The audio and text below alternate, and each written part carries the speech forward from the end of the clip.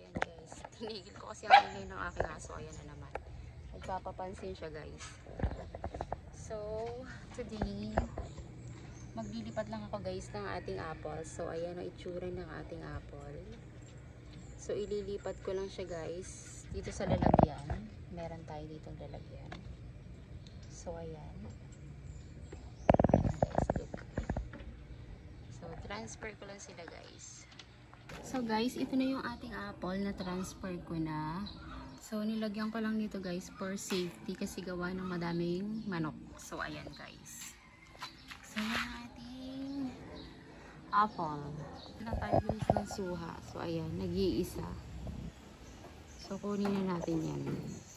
So, akayat muna tayo guys. Yeah. Oh, papaya. So, ito na. So, may buto siya sa gitna.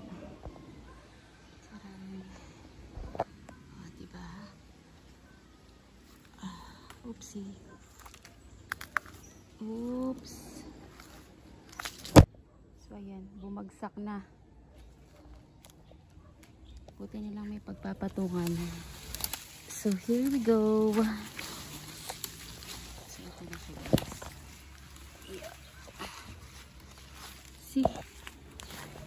May buto siya sa gitna. So, ito na ating suha. Lagi ka na naman dito. Hello. Ano yan? Ayun. Tangkal si Froggy. Ito sa loob. Bala ko rin pala guys kumuha ng atsensa. So marami tayong santol dito. So ayan na, may bunga. Kukuha tayo ngayon ng atsensa. So itong santol na to, ayan lang. Thinking lang siya guys. Ang baba lang niya. So yan. Dito tayo.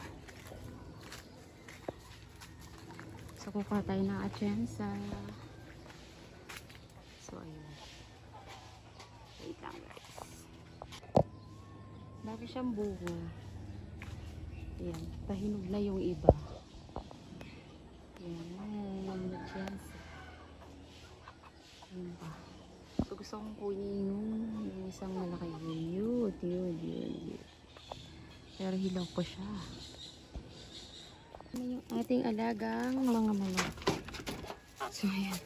Nakatingin agad siya. Hi! So, ayan guys. Yan, lalabas. Dito lang siya sa katabi ng puno ng atiyansa. So, pag-iba na. Sa isang araw nila ako makumuha. Hilaw pa pala siya. So, dito sa side na to, marami naman tayong pinya. So, yung ating pinya is yung normal guys na pinya lang na. So, ayan. Maliit lang siya guys. So, marami pa dun sa loob.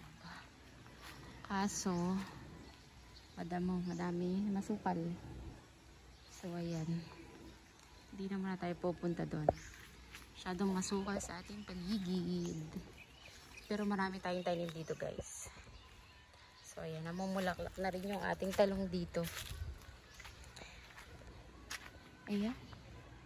Talong na pula at talong na green. So, ayan ang ating paligid. Tabing bahay lang to guys. Hindi ako nakakuha ng atiyansa. Tapos ito yung ating suha. So, mag-ano na lang ako guys. Magluluya na lang ako. Alam kong mainit pero masakit ang aking tiyan. So, luya muna tayo guys. Here. So, meron tayong luya. So, ang tinitim ko na kakahalaman dito sa bahay. So, ayan. So, luya muna tayo guys. Bye-bye muna.